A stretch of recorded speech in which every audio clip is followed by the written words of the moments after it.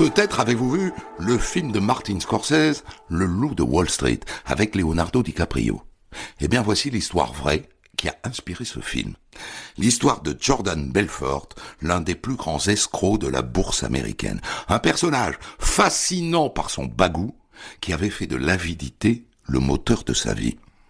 J'ai écrit cette histoire en m'appuyant d'abord sur son autobiographie, quoiqu'elle soit un peu, beaucoup même, édulcorée. Et sur un documentaire produit par Nicolas Vallode et réalisé par Adeline Desson, Jordan Belfort, Le Loup de Wall Street. Pour le débrief tout à l'heure, je ferai appel à l'économiste Philippe de Sertine, directeur de l'Institut de Haute Finance. J'ai écrit cette histoire avec Bettina Servant, réalisation Céline Lebras. Europe 1, Christophe Ondelatte.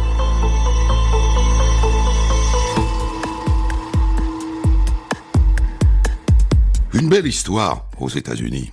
Ça doit forcément illustrer le rêve américain. L'idée qu'on peut partir de rien et devenir maître du monde. Et avec Jordan Belfort, on est parfaitement servi. Car de fait, quand Jordan vient au monde, en 1963, dans le Bronx, le quartier le plus pauvre de New York, rien ne le prédestine à être riche.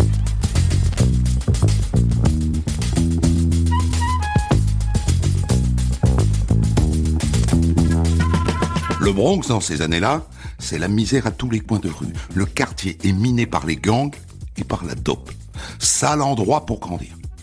Ses parents, Léa et Max Belfort, ne gagnent pas beaucoup d'argent, mais ils sont comptables tous les deux. Petits comptables. Ce qui fait que le soir, à table au dîner, ça parle crédit, débit, marge, bénéfice. Et ça a compté, c'est sûr, dans l'intérêt que Jordan a développé pour l'argent.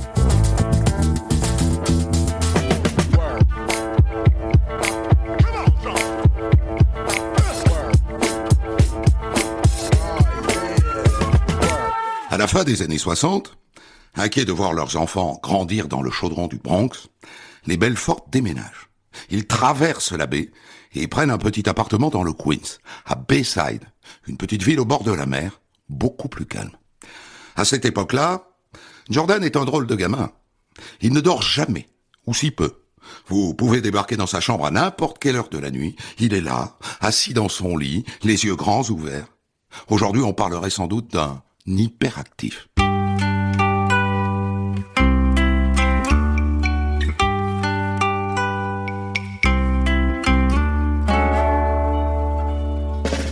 L'été de ces 16 ans, le businessman montre le bout de son nez.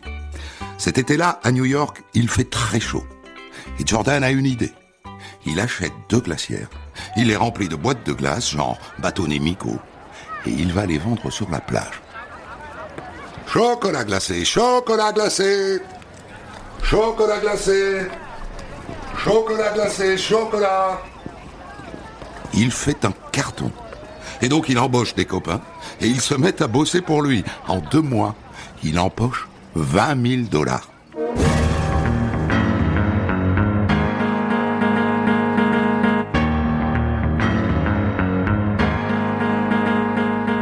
Depuis qu'il est tout petit, sa maman a un projet pour lui.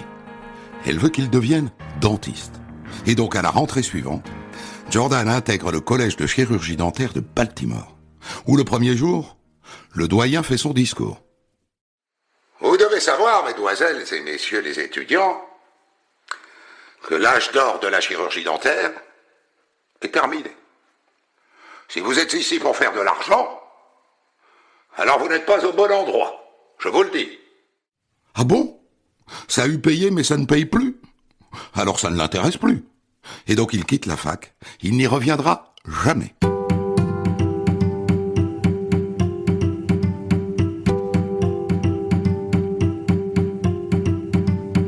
À partir de là, qu'est-ce qu'il va faire ?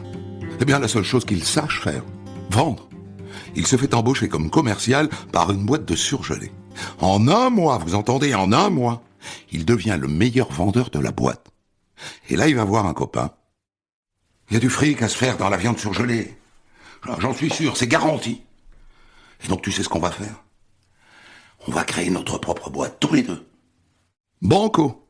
Et très vite, ils ont 26 camions de livraison. Jordan a 21 ans. Et la première chose qu'il s'achète, c'est une Porsche rouge. Pour qu'on le voie, pour qu'on voit sa réussite. Bon, à côté de ça, Jordan n'est pas féru de gestion. Il oublie de payer les factures et confond résultats et bénéfices. Il finit par déposer le bilan et les huissiers viennent saisir sa Porsche rouge. Retour à la case départ.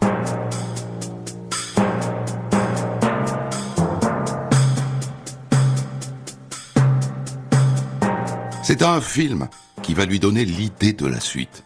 Wall Street, d'Oliver Stone, qui raconte la vie de Gordon Gekko, un trader sans état d'âme, prêt à n'importe quoi pour amasser des dollars. Quelqu'un m'a rappelé que j'avais dit un jour « L'avidité, c'est bien ». Apparemment, c'est devenu légal. Et j'ai peut-être passé trop de temps en prison. Une montre et un téléphone portable. Mais parfois, c'est le seul endroit où on peut rester sain d'esprit. En regardant dehors à travers les barreaux, on se demande « Est-ce qu'ils sont tous devenus cinglés ?» Pour Jordan, ce film est une révélation. Il est comme un séminariste qui découvre la Bible. C'est ça qu'il va faire. Acheter et vendre des actions. Et entre deux, s'en mettre plein les fouilles.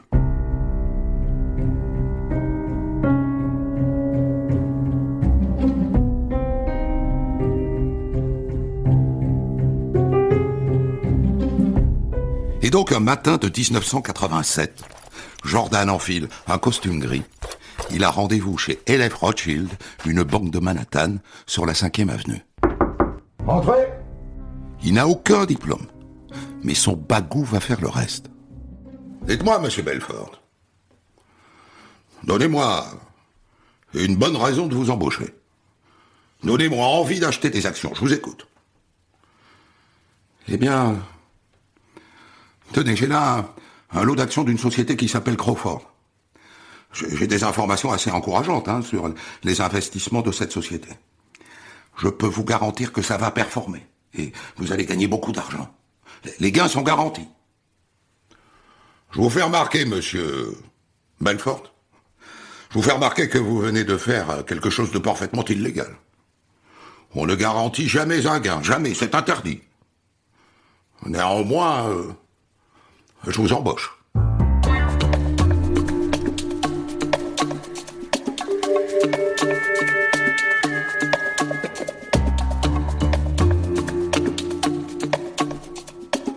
Le lendemain, Jordan Belfort pénètre pour la première fois dans une salle de marché. Je n'oublierai jamais cette clameur, semblable au grondement d'une foule en furie qui allait changer ma vie pour toujours. C'était le cri de jeunes hommes dévorants de cupidité et d'ambition.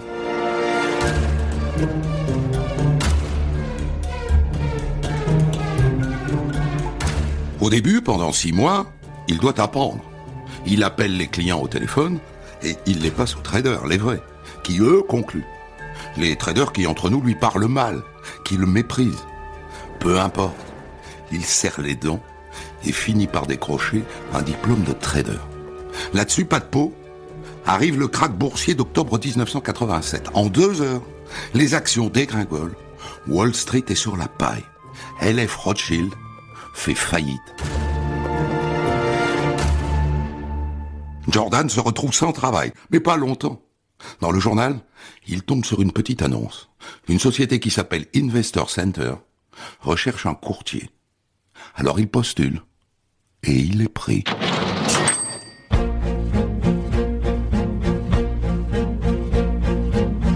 Et là, il faut que je vous explique ce qu'est Investor Center. C'est une société financière qui opère non pas à la bourse, pas à Wall Street, mais sur ce qu'on appelle le marché hors cote. Elle commercialise ce qu'on appelle des penny stocks, des actions de quelques centimes ou de quelques dizaines de centimes qui portent sur de toutes petites entreprises, dont on promet aux investisseurs qu'elles vont devenir très grosses.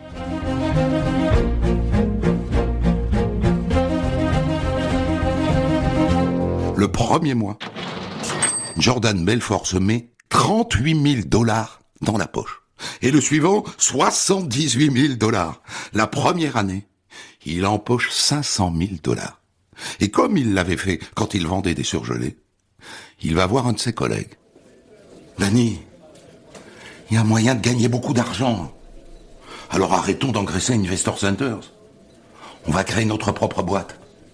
Tu verras, on sera les rois du monde. Jordan Belfort et son ami Danny Porush créent alors une société qu'ils baptisent Stratton Oakmont. Ça pète comme nom, ça, non? Ça fait sérieux. Alors qu'ils ne sont pas du tout sérieux.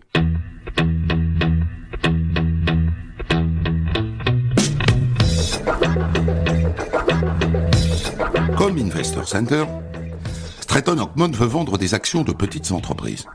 Mais là, Jordan Belfort veut passer à la vitesse supérieure. Il ne se contentera pas de vendre à de petits investisseurs. Il veut vendre à des gros, à des riches, en leur promettant toujours plus. Leur vendre des boîtes dont personne n'a jamais entendu parler. Mais à l'époque, au début des années 90, il n'y a pas Internet. Alors allez vérifier que la société du schmoll, qui fabrique, je sais pas moi, des bonbonnes d'eau minérale, et dont le trader au bout du fil vous dit « Faites-moi confiance, c'est une très bonne opportunité, vraiment. » Allez vérifier que cette boîte est vraiment en plein boom. C'est impossible. Vous êtes obligé de croire le trader. Et si le trader a du bagou, vous vous faites embobiner.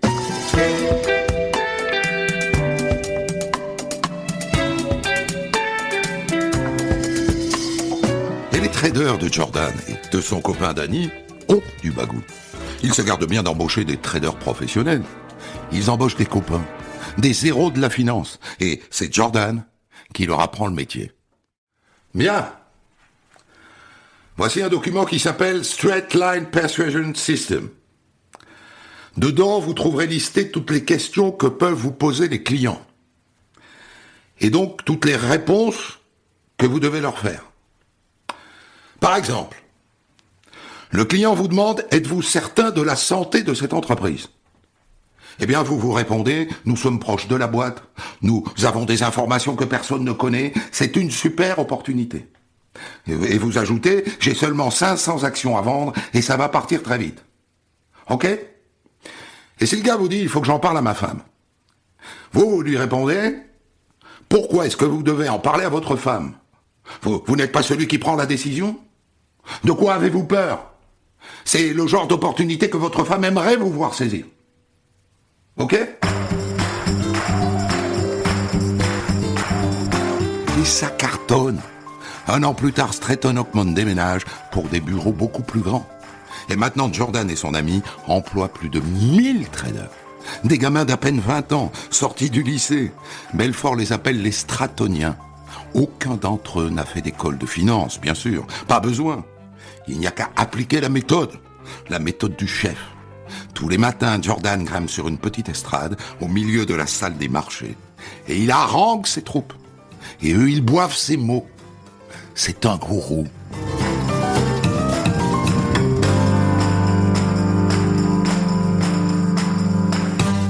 Évidemment, on est à la fin des années 80 et au tout début des années 90. Tout ce petit monde ne carbure pas aux fraises Tagada et au Coca Zéro. Je préfère vous le dire. Chez Stratton Oakmont, tout le monde a le nez dans la poudre.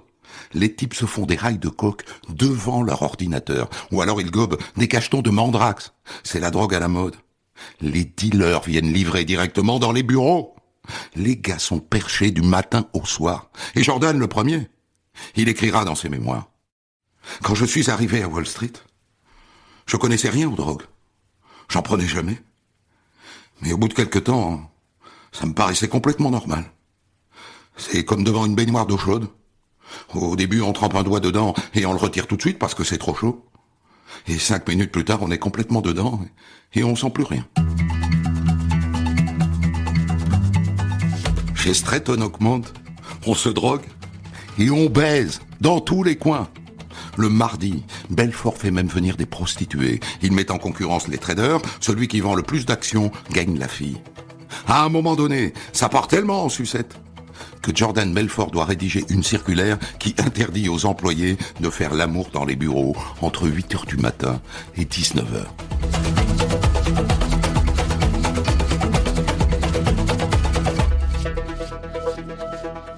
De toute façon, pour baiser, il reste les fêtes. Belfort saisit la moindre occasion pour organiser des fêtes titanesques, des orgies pour ses employés. On va être une légende de Wall Street, les mecs. On va tout faire pour ça, croyez-moi. Passez une bonne soirée. Lui, Jordan, se déplace désormais en hélicoptère. Et il vient de s'acheter un yacht de 50 mètres qu'il a baptisé du nom de sa femme, Nadine, qui bien sûr est un top modèle, une Britannique. Il est riche.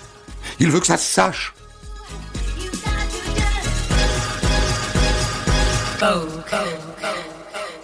Mais comment fait-il pour gagner autant d'argent? Vous vous en doutez, il y a une embrouille. Et il y en a une. Jordan Belfort pratique une technique qui s'appelle pump and dump.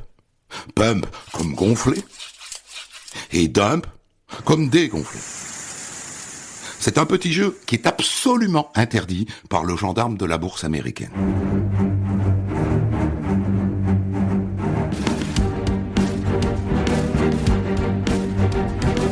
Je vous explique.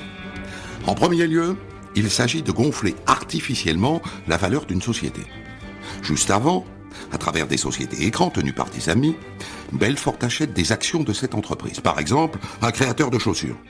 Admettons $5 l'action. Il en achète jusqu'à posséder directement un tiers ou la moitié de l'entreprise. Notez au passage que le fait que toutes ces actions sont en vente n'est pas un signe que la boîte est en très bonne forme. Là-dessus, ces traders entrent en action. Ils appellent leurs clients. « Ah oui, je vous conseille d'en acheter. C'est une entreprise très prometteuse. Ils vont faire un gros coup dans les mois qui viennent. C'est un tuyau que je vous donne. Oui, allez-y, c'est sans risque. Oui, $5 l'action. Voilà. » Belfort appelle ça mettre du rouge à lèvres sur le cochon. Les clients achètent des actions par centaines de milliers et l'effet est immédiat. Beaucoup d'acheteurs, peu d'actions. Le cours de l'action flambe. L'action que Belfort a achetée $5 en vaut 10, puis 15, puis $20. Et là, une fois que le titre est artificiellement gonflé comme ça, d'un coup, en 1 heure, il donne l'ordre à ses traders de vendre toutes ses actions à lui. Et lui empoche 2 fois, 3 fois, 4 fois la mise de départ. En revanche, ses clients, ils perdent tout. Inversion de la vapeur. Beaucoup d'offres, peu d'acheteurs. La valeur de l'action s'effondre. Pump and dump. Gonfler, dégonfler. Les braves couillons qui avaient placé toutes leurs économies dans le rêve de gains mirifiques sont ruinés. Et lui, il est plein aux as. Et quand c'est fini, il recommence. Et assez logiquement à ce petit jeu, il finit par se faire pincer. Parce que le type qui avait misé $100 000 ou $200 000, toutes ses économies, il l'a un peu mauvaise, voyez-vous.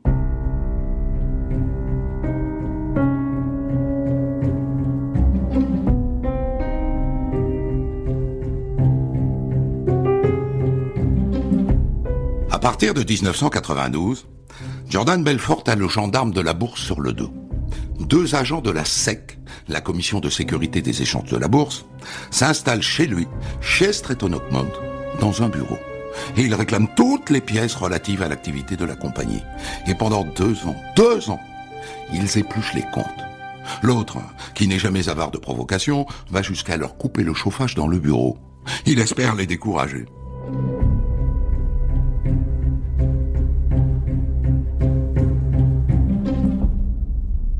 Évidemment, ils ont trouvé quelque chose. Évidemment, ça n'a pas été facile. Mais ils ont trouvé des preuves concrètes de ces malversations. Alors ils le convoquent et ils lui présentent l'addition. Une amende de $2 millions et surtout le retrait de sa licence de trader. Jordan Belfort sent que le vent est en train de tourner. Il décide alors d'aller planquer sa fortune hors des États-Unis, en Suisse. C'est un épisode rocambolesque de cette histoire, parce que il ne fait pas un virement de sa fortune sur un compte suisse. Il le fait transporter en liquide dans des valises à double fond par des passeurs. Il a même une idée géniale. Il leur scotche les liasses directement sur le corps, sur le torse et sur les cuisses.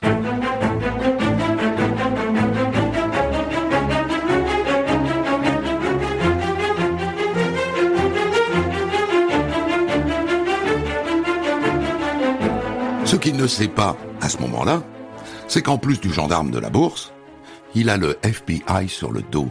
Et que les banques suisses, à la fin des années 90, ne sont plus les grandes muettes qu'elles étaient. La Suisse balance la liste de ses comptes au FBI. C'est fini, Jordan. C'est fini.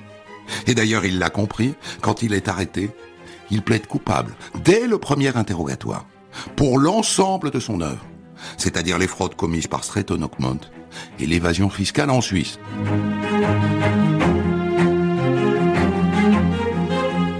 En principe, il va prendre cher. Des années et des années de prison. On parle d'au moins 20 ans. Sauf s'il collabore. Monsieur Belfort, il nous faut la liste de tous vos complices. Tous, sans exception. Tous ceux qui savaient et qui vous ont laissé faire. Il les balance. Tous.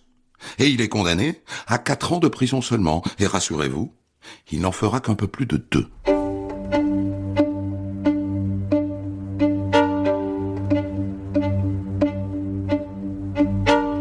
Bien sûr, tous ses biens sont saisis. Ses propriétés, son yacht, son hélicoptère, jusqu'au dernier dollar sur ses comptes en banque. Et en plus, maintenant, il est censé rembourser, jusqu'à la fin de ses jours, tous ces gens qu'il a grugés, pour un montant total de 110 millions de dollars. Sauf que le juge a une brillante idée. Monsieur Belfort, je suppose que si je décide de saisir tous vos revenus jusqu'à la fin de votre vie pour rembourser les victimes, vous ne retravaillerez pas, n'est-ce pas? Alors voilà ce que je décide, car je sais que vous aimez l'argent. La justice saisira 50% de vos revenus jusqu'à ce que vous ayez remboursé 110 millions de dollars.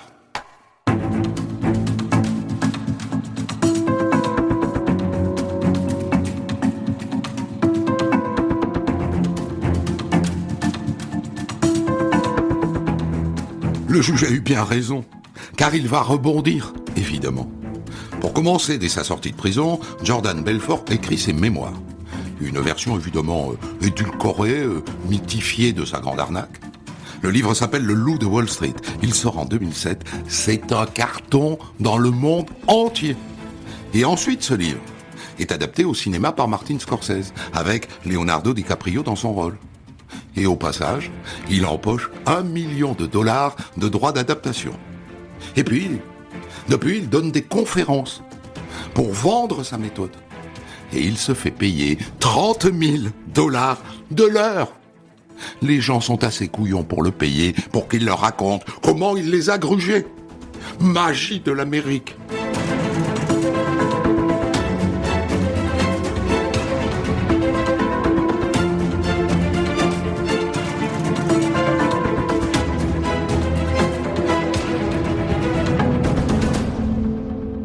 Elle est pas belle mon histoire, l'histoire donc de Jordan Belfort que nous allons décrypter maintenant avec un économiste, un vrai, Philippe de Sertine qui a ses diplômes lui.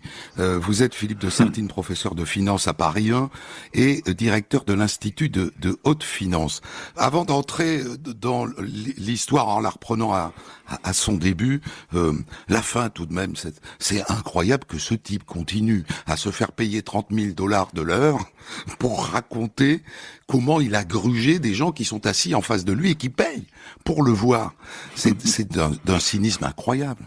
C'est encore pire que ça, vous savez, Christophe, parce que l'histoire a continué. Parce que il a été en plus mouillé dans une escroquerie énorme sur justement la façon de faire des apprentissages en face à face par Internet qu'il a lancé en Australie. Et là, ce sont des millions de dollars a priori qui ont été détournés. Sa culpabilité a jamais été prouvée. Non, l'histoire continue. Il est toujours en train d'inventer une escroquerie supplémentaire. Apprentissage de quoi? De sa fameuse méthode. Oui, apprentissage de sa méthode, et surtout dans cette idée de convaincre face à face en utilisant Internet, en utilisant la vidéo, exactement ce que on peut vivre aujourd'hui en disant pour le travail, vous avez besoin de convaincre les gens en face d'un ordinateur, je vais vous apprendre comment faire. Les États australiens ont mis de l'argent là-dedans, des millions de dollars, pour justement développer cette méthode en disant c'est fantastique d'avoir un apprentissage par ce biais-là. Autant dire qu'avec, on va dire, un énergumène pareil, c'est très très dangereux de mettre des millions de dollars dans un projet. Eh bien, ils l'ont appris à leurs dépens. Alors vous êtes, si j'ai bien remarqué, vous êtes de la même génération, Jordan Belfort et vous, et j'ai regardé votre CV, vous étiez aux États-Unis au moment où il sévissait. Oui. Vous l'avez pas connu.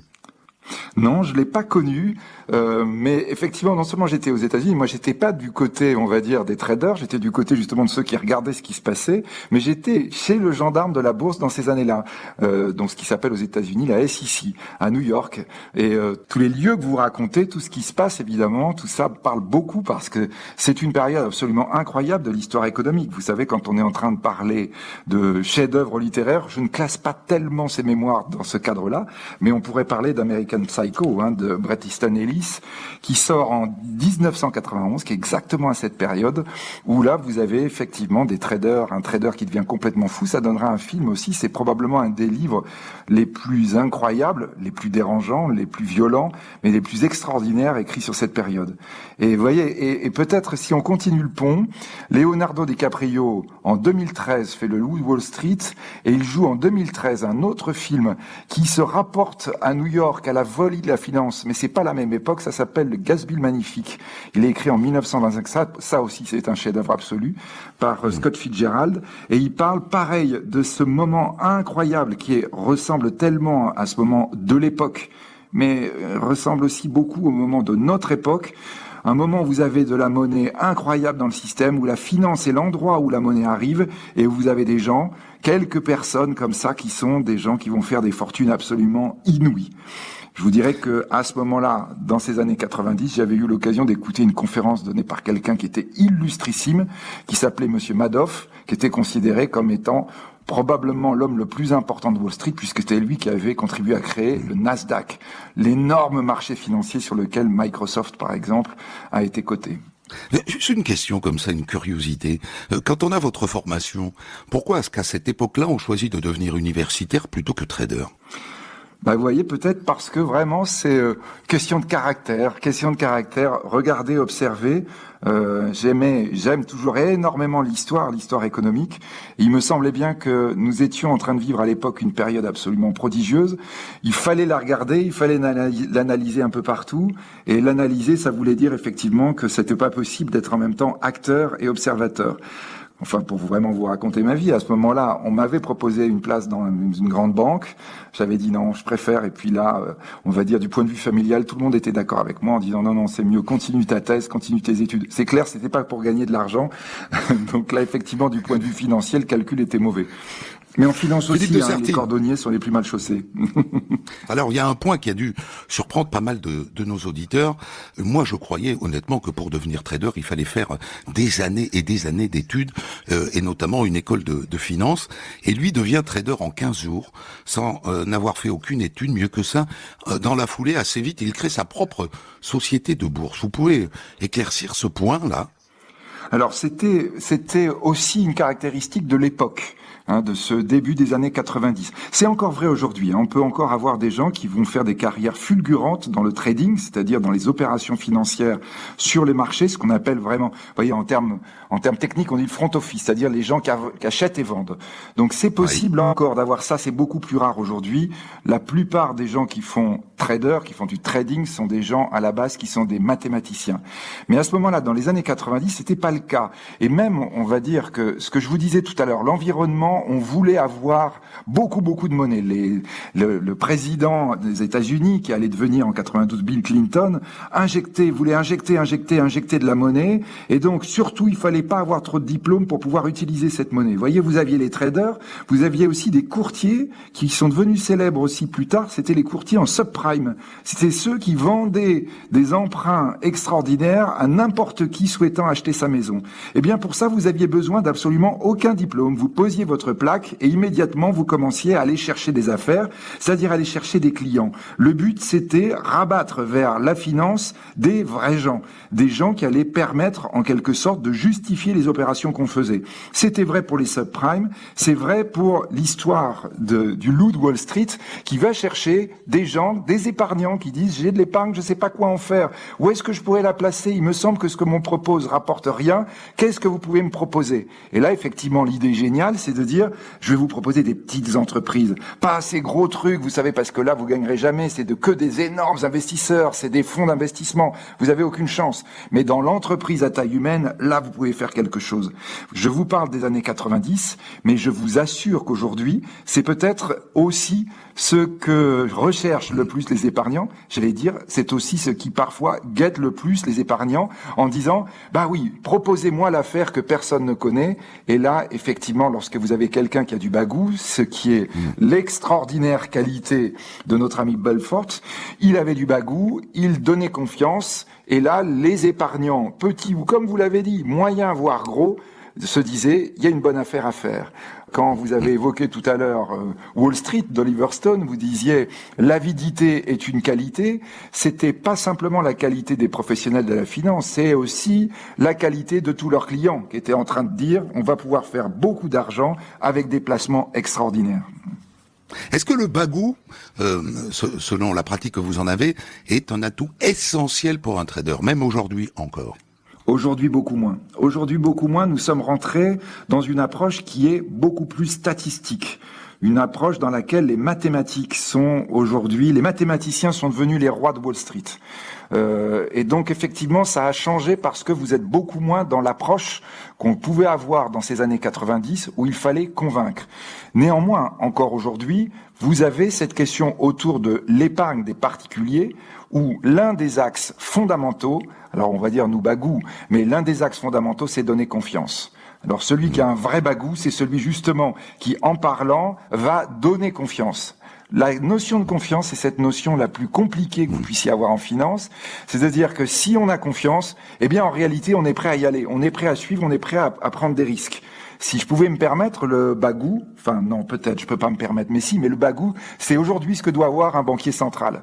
Quand il parle, il faut qu'on ait confiance. Si tout le monde a confiance, et là, vous voyez, on est bien presque avec les loups de Wall Street moderne, c'est pas simplement les particuliers qui vont décider d'y aller, c'est aujourd'hui tous les fonds, tous les investisseurs. Aujourd'hui, on voit qu'il suffit qu'un bon banquier central parle bien, et là, immédiatement, les marchés remontent. Je ne vous parle pas d'il y a 10 ans, je vous parle pas d'il y a 5 ans, je vous parle d'il y a quelques jours. La cocaïne, est-ce que vous avez été témoin de cet usage effréné de cocaïne chez les traders dans les années 90 ? Témoin, c'est compliqué.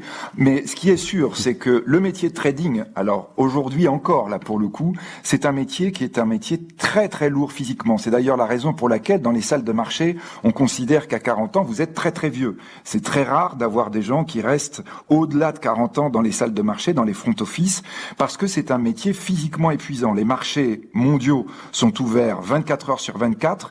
Vous pouvez avoir 24 heures sur 24 des informations. Et lorsque le marché est tendu, lorsqu'il y a des sautes de marché, là nous en connaissons beaucoup en ce moment, tous les opérateurs doivent être sur le pont constamment. On sait par exemple le grand crack de 2007-2008 commence en août, parce qu'en août, justement, l'essentiel des traders est en vacances. Et là, vous en avez quelques-uns qui doivent répondre à tous les ordres. C'est pour ça d'ailleurs qu'après 2007-2008, on va mettre en place un certain nombre de sécurités pendant les vacances, parce qu'on disait, là, il n'y avait plus assez de cerveau humain pour surveiller ce qui se passe 24 heures sur 24. Alors concrètement, ça veut dire quoi ? Ça veut dire qu'il faut tenir, et tenir parfois, eh bien, c'est plus simple avec des substances, on va dire, non totalement autorisées, que ce soit la drogue, la cocaïne, ou que ce soit aussi les amphétamines qui ont été très très présentes dans cette période.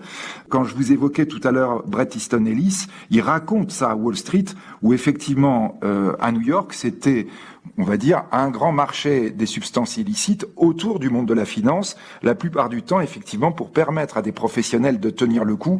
Il est clair qu'ils tenaient le coup aussi en dehors de leurs heures professionnelles et que leurs habitudes continuaient pendant le week-end. Là encore, d'ailleurs, quand vous regardez le même film, enfin, ou plutôt le même acteur, c'est-à-dire Leonardo DiCaprio dans les Roaring Twenties, les années 20 rugissantes de la première folie de la finance, vous avez exactement la même chose. La drogue, l'alcool, on va dire cette logique un peu artificielle, de paradis artificiel de l'économie que représente la finance lorsqu'il y a énormément de monnaie, lorsque les marchés montent, alors que objectivement ils ne devraient pas le faire. Je répète, tout ça peut nous sembler loin, tout ça peut nous sembler très très proche. Je pense par exemple à l'évolution des marchés à l'heure où nous parlons. On est donc, dans le cadre de cette affaire, dans ce qu'on appelle le marché hors cote. En 2 mots, comment est-ce que vous pouvez nous situer ce qu'est le marché hors cote? On n'est pas dans la bourse avec un grand B. Le principe, c'est que justement, c'est le marché sans gendarme. En fait, le gendarme de Wall Street, ce qu'on appelle la SEC, a été créé dans les années 30. Dans les années 30, à la suite de la crise de 29, en disant il faut un gendarme qui contrôle l'information. Vous voyez, justement, qui permette à celui qui va investir d'avoir la certitude que ce qu'on lui raconte a été au minimum contrôlé. Dans les années 30, on avait bien dit les crises financières, la crise de 29, elle est venue du fait que vous avez des gogos qui se font avoir par des beaux parleurs qui leur racontent tout et n'importe quoi, alors qu'en réalité, s'ils avaient eu l'information, ils n'auraient jamais perdu l'argent et donc jamais entraîné les cracks. Eh bien, l'idée que va avoir le loup de Wall Street, ça va être de dire, en fait, il faut vendre des actions sur lesquelles le gendarme de la bourse n'a pas à intervenir. C'est pour ça, tout à l'heure, vous avez utilisé le terme de penny stock, c'est-à-dire, vous voyez, des actions qui valent un penny, rien du tout, quoi, 1 centime d'euro. Pourquoi des petites actions comme ça? Parce que dans ce cas-là, la SEC, le gendarme de la bourse, n'a pas à contrôler les informations. Ça permet aux beaux parleurs de dire, voilà, c'est une très belle entreprise. Vous savez, la SEC ne contrôle pas, donc personne n'est au courant des informations que je vais vous donner. Donc là, je vais vous donner de l'information confidentielle. Vraiment, il faut miser là-dessus. C'était ça la grande idée. À chaque fois qu'on a des crises financières, d'ailleurs, le gendarme financier est souvent le premier accusé. Lorsque nous allons avoir l'effondrement, par exemple, des années 2002-2003, là, vous voyez, on est juste dans cette période, la période 90, fin des années 90 de la fortune de Jordan Belfort. C'est aussi le moment, par exemple, où on va avoir l'énorme explosion de la bulle Internet. Le moment où vous allez avoir ce qu'on considère comme le plus gros crack de l'histoire, il se passe en 2000. Vous voyez, vraiment là, avec des énormes soubresauts, parce que souvent, effectivement, c'était de l'information qui n'était pas vérifiée. Et à ce moment-là, d'ailleurs, on a dit, les gendarmes de la bourse ne font pas leur travail. Ils ne valident pas correctement l'information et du coup, les investisseurs sont trompés. Le but, à chaque fois, c'est de dire, non, mais justement, l'investisseur, celui qui fixe la règle, il empêche les gens de faire fortune. Parce que comme il donne l'information à tout le monde, évidemment, vous pouvez pas faire une super affaire. On est encore aujourd'hui souvent dans ces circonstances où on cherche à contourner la règle en disant quand il y a de la règle, il n'y a pas de fortune. Mais quand il y a de la règle, il n'y a pas de crack. C'est ça l'idée. Alors, il y a des règles tout de même, parce que le premier employeur de Jordan Belfort, chez Investor Center, lui fait remarquer que trader, ça n'est pas promettre des gains mérifiques à un acheteur, que c'est interdit. C'est vrai ? C'est pas tout à fait ça qu'il lui dit. Il lui dit pas promettre des gains, c'est interdit. Il lui dit divulguer de l'information privée, c'est interdit. C'est-à-dire que là, vous n'avez pas le droit. Et par exemple, si vous êtes employé dans une entreprise, par exemple, vous êtes à Europe 1, vous n'avez pas le droit de dire à un copain, achète de l'action Europe, ou de l'action de j'ai celui des infos, qui possède. J'ai des audiences. Oui, exactement. Voilà. Parce que moi, je sais quelque chose. Là, auquel cas, si on sait que vous avez donné ce type de conseil, immédiatement, non seulement le copain qui a acheté, mais vous aussi, vous allez être condamné. Aux États-Unis, lorsque on s'est rendu compte que ce genre de pratique pouvait se développer, on a eu au tournant des années 2000 des lois qui sont passées, une loi qui a été incroyable, on va dire, de dureté, en disant c'est le crime le plus grave qu'on puisse commettre en matière économique. C'est équivalent à un crime de sang. C'est comme si vous avez tué quelqu'un. Ça veut dire qu'on peut aller jusqu'à des peines de 25 à 30 ans de prison. Mais sauf que le système de la bourse et du trading est tout de même basé sur des infos qu'on a sur des entreprises dont on pense qu'elles peuvent devenir plus profitables. Oui, mais on n'a pas le droit d'utiliser de l'information privée. C'est ça qui va être toujours l'élément qu'on va contrôler. Regardez, si l'information que vous avez eue, c'est une information alors que l'ensemble, le grand public, ne l'avait pas. Normalement, c'est cela que l'on doit contrôler systématiquement. Et je vous dis, les Américains ont été beaucoup plus loin que les Européens de ce point de vue, en disant, on peut avoir une condamnation absolument. On a changé le droit, vous voyez, au début des années 2000, en disant aux États-Unis, avant c'était 1 an de prison. C'est le même texte, sauf que maintenant vous lisez risquer 30 ans de prison. Et pour vous dire, les sénateurs qui avaient commencé à préparer cette loi, ils ont fait le tour des États américains en disant, à votre avis, si c'est un crime, qu'est-ce qu'il faut faire? Eh bien, vous avez des États américains qui disaient peine de mort. En disant, c'est un crime, donc peine de mort. Pourquoi ça n'a pas été voté? Parce qu'on s'est dit, s'il y a des États qui appliquent pas la peine de mort, du coup, toutes les entreprises et toutes les fraudes vont avoir lieu dans les autres. C'est pour ça qu'on a mis une valeur de 25 à 30 ans de peine de prison quand on donne, on va dire, de l'information que n'ont pas les autres, ce qu'on appelle le délit d'initié. On est très loin de ça en Europe. Alors le pump and dump, ça pour le coup c'est radicalement interdit. C'est donc cette technique qui consiste à faire monter artificiellement le cours d'une action pour s'en mettre plein les poches avant de couler la boîte derrière. Oui, vous voyez, c'est vraiment pomper, et puis pomper le cours de l'action, c'est-à-dire artificiellement le faire monter. Donc ça veut dire faire des opérations qui, lorsque le gendarme de la bourse en rend compte, sont évidemment immédiatement sanctionnées. Et là, logiquement, on va très très loin pour aller chercher ceux qui ont pu faire cette opération-là. Et après, le dumping, vous voyez, c'est-à-dire avoir une énorme baisse du prix et donc ruiner celui qui s'est laissé avoir par ce niveau très très élevé du prix. Donc ça, ce sont des opérations qui sont traquées aujourd'hui, notamment par les algorithmes. C'est vraiment les statistiques qui vont permettre de révéler, dès lors qu'il y a quelque chose d'anormal, regardez ce que cela signifie. Ce que on recherche aujourd'hui du point de vue de la sécurité des investisseurs, c'est avoir un traçage. Vous voyez, c'est-à-dire regarder les opérations du début à la fin, justement pour que l'on sache exactement qui a donné l'ordre, qui l'a exécuté et comment éventuellement ceux qui ont donné les ordres ou les ont exécutés ont été rémunérés. C'est ces aspects-là qui sont au cœur aujourd'hui de la finance. D'ailleurs, juste au passage, vous voyez, ce sont ces aspects-là qui donnent aujourd'hui à la blockchain, cette technologie qu'on commence à connaître parce que c'est celle qui a été créée à partir de ce bitcoin un peu mirifique que l'on voit aussi aujourd'hui à Wall Street. Eh bien, ces blockchains permettent le traçage. C'est pour ça qu'on en parle de plus en plus, parce que ce que l'on veut, c'est savoir sans arrêt qui a fait quoi, qui a donné quel ordre et remonter jusqu'à l'origine, y compris lorsqu'évidemment il y aurait quelqu'un de la société qui a fait l'objet de ces opérations qui aurait été à l'intérieur de la boucle. Alors là, à ce moment-là, il y a, on va dire, saisie par les autorités boursières. Logiquement, c'est une saisie qui ne reconnaît même pas les frontières. C'est-à-dire que là, pour le coup, vous êtes en France, vous êtes en Angleterre, vous êtes au Japon, vous êtes aux États-Unis, vous pouvez être traqué par l'ensemble des gendarmes boursiers. C'est déjà arrivé, avec évidemment peut-être une exception un peu plus compliquée, même si vous avez un vrai gendarme boursier que l'on essaie d'intégrer à la communauté internationale, c'est-à-dire l'exception, c'est la Chine. Merci Philippe de Sertine, vous savez quoi, vous êtes le meilleur, je le savais avant, ça se confirme aujourd'hui. Philippe de Sertine, économiste, professeur de finance à Paris 1, directeur de l'Institut de haute finance, un bon prof en vérité.